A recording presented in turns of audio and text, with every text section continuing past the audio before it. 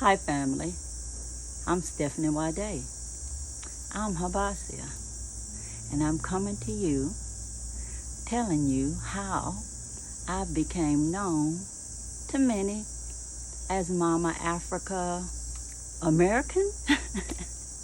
I know that's what they be thinking. Anyhow, I'll tell you about myself a little bit, and hopefully you'll listen and interact with me in the comments. And if you have not subscribed to my channel, please do. And if you like this video, please give me a thumbs up and share. Love you all, guys. I hope you enjoy. I dressed up today just for y'all so I could be the Mama Africa American that you know and love.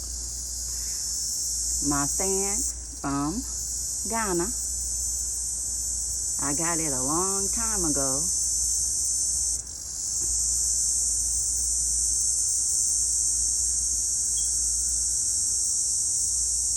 And if it's not from Ghana, please forgive me. I've gone to several countries, and after a while, the souvenirs I bring home, I'll blend in. But I do believe that this one was from Ghana, and it's showing war injuries, so probably so.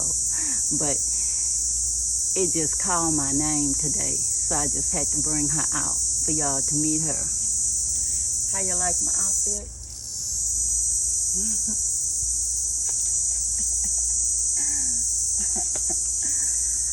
I just felt like having fun today.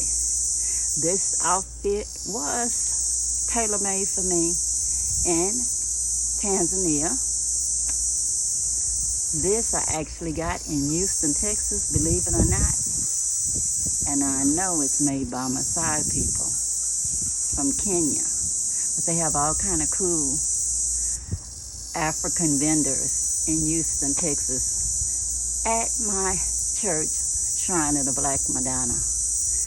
But this at the Culture Center. But anyway, guys, on with the show. Well, guys, believe it or not, when I first started, I didn't know anything about being African at all. I grew up in a Creole family. My mother was from Opelousas, Louisiana. And my grandmother, Cora Sam, is the one that helped raise me until I was 7. So my whole childhood was filled with visions of being, you could laugh, guys, it's okay. It's kind of like an African American myth kind of thing that people just keep going, that I was Indian, not African. That's what my grandmother told me. Well, according to several DNA tests, I have maximum 1.5% indigenous ancestry to this continent. And not just this continent, it's actually shared within the North-South American continent.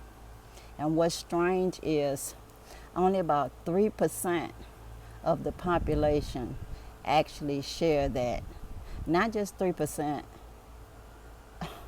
of the population that came from the African continent in general.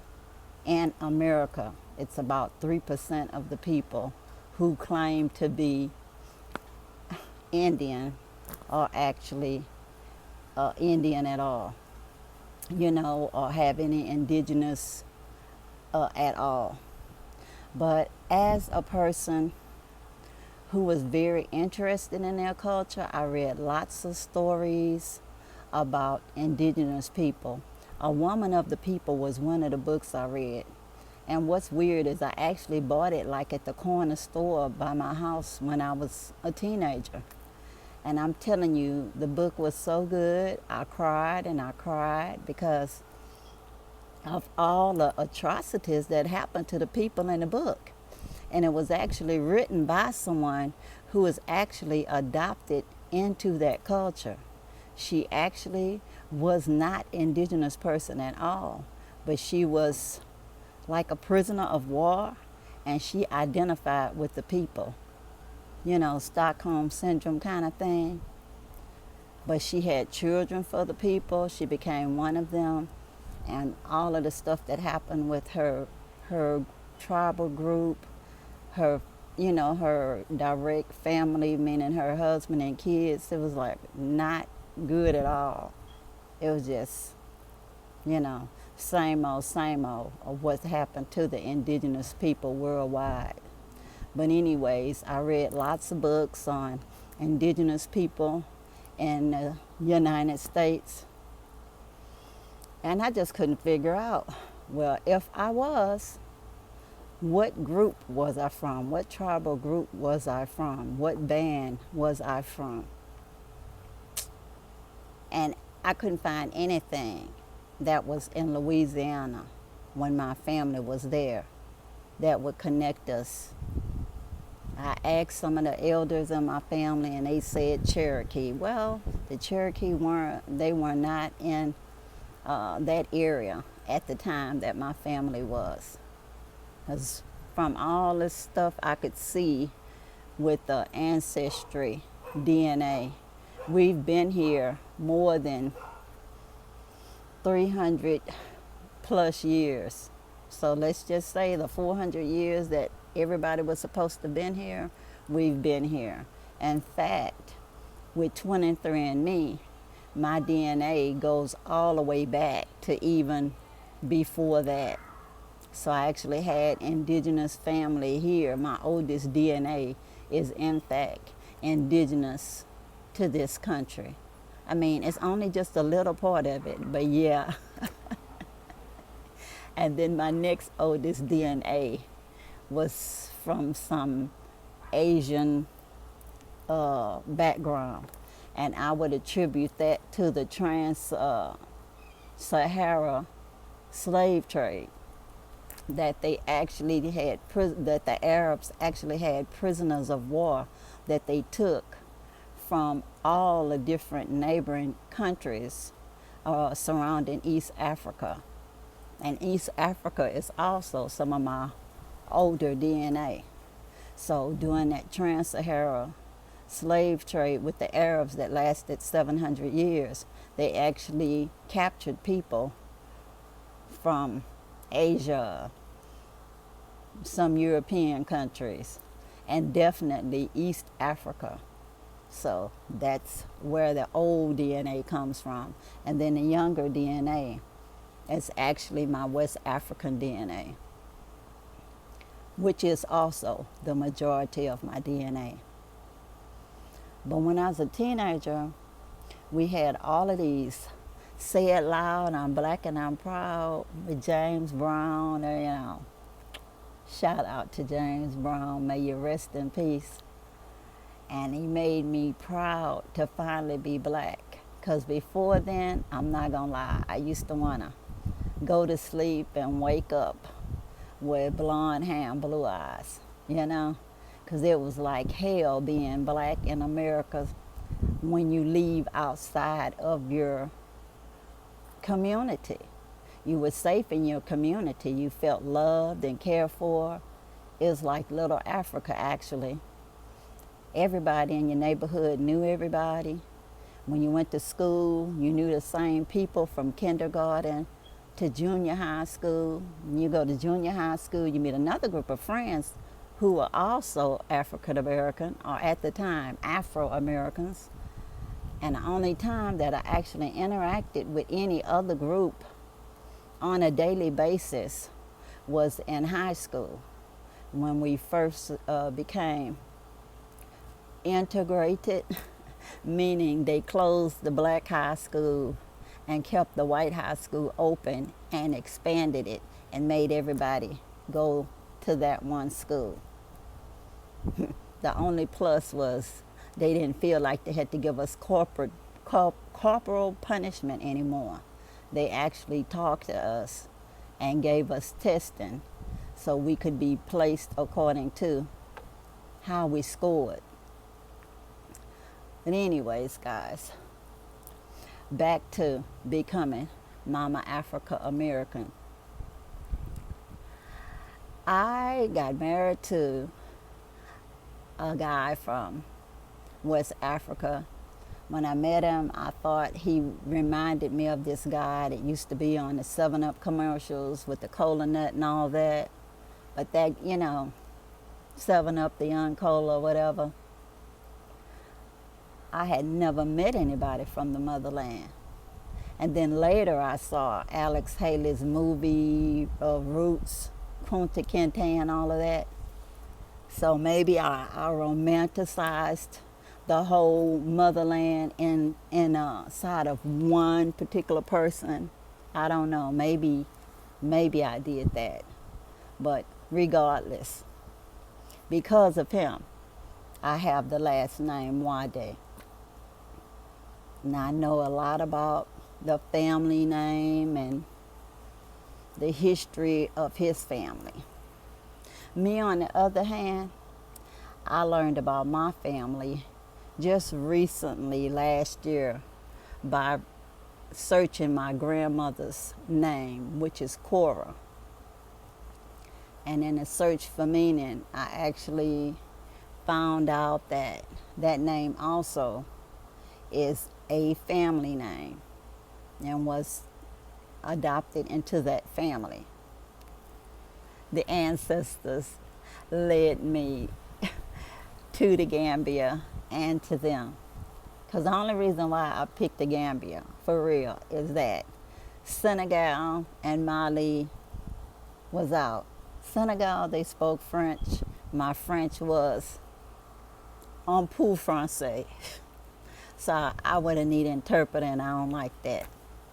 And Mali, they're fighting there. And I'm not into getting myself in extra danger. It's enough living in the United States. But anyways, people started thinking of me as so, I guess, Pan-African, because I like wearing African clothes. I like interacting with my brothers and sisters whenever I travel, and even when I don't. I like my brothers and sisters that's on this continent, and when I leave and go to the motherland, no matter where I see my people, I do the little nod thing, and they give me the little nod back and the little smile thing.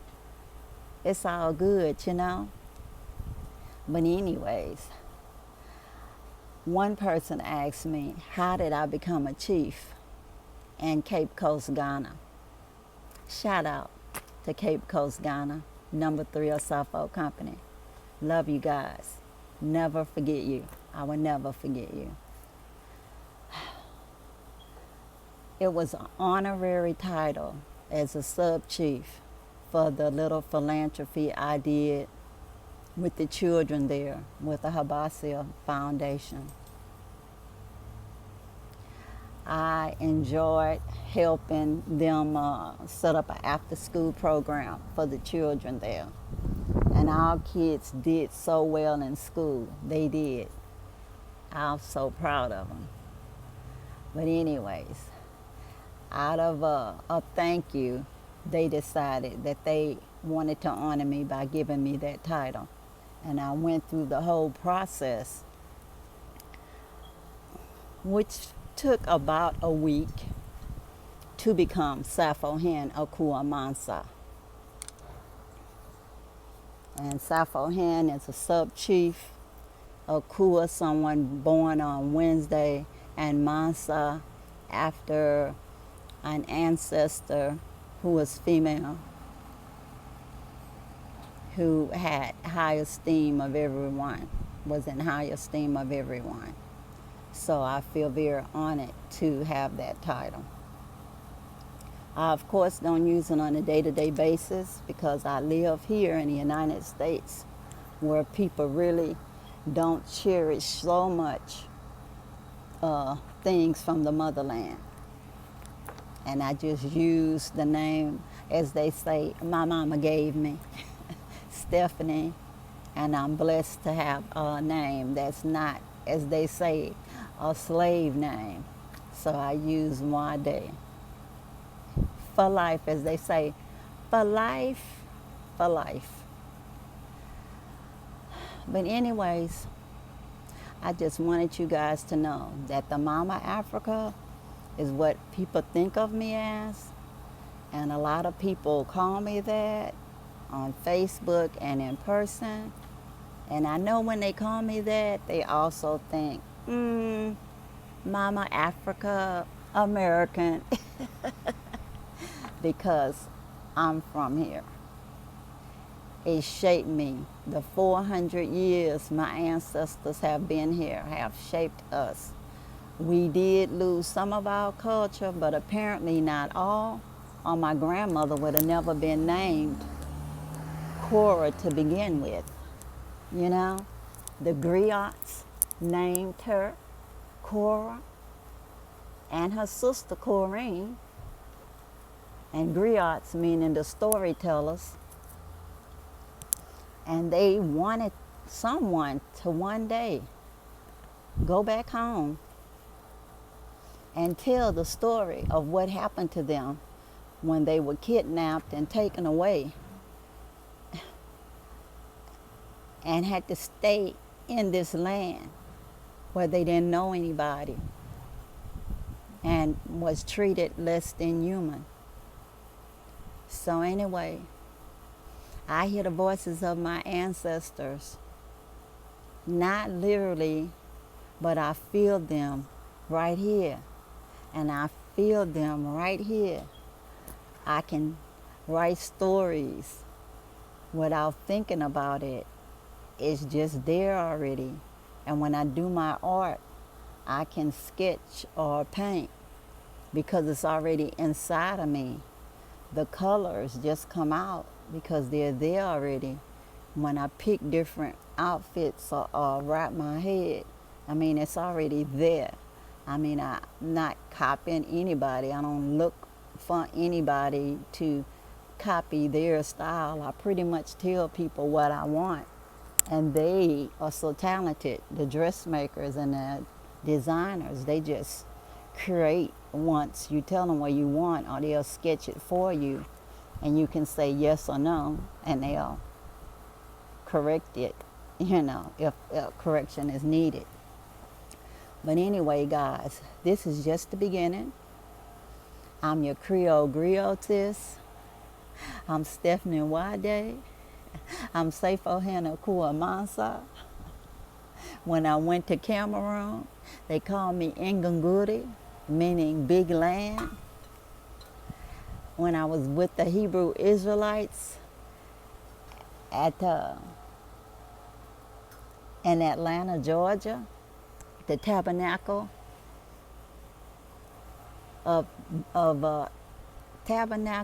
let's see, it was at the tabernacle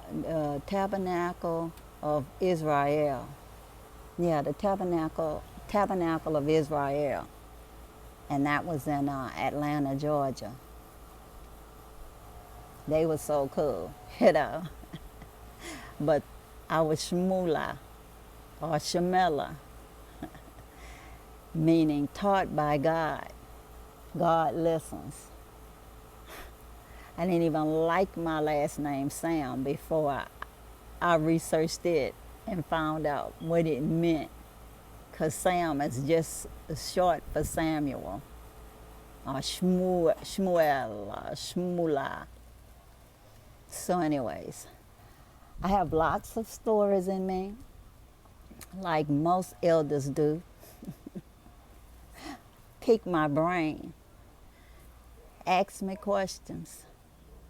I will address you in due time, and I'll try to create content that contains your interests. I'm just having fun today, visiting with you guys.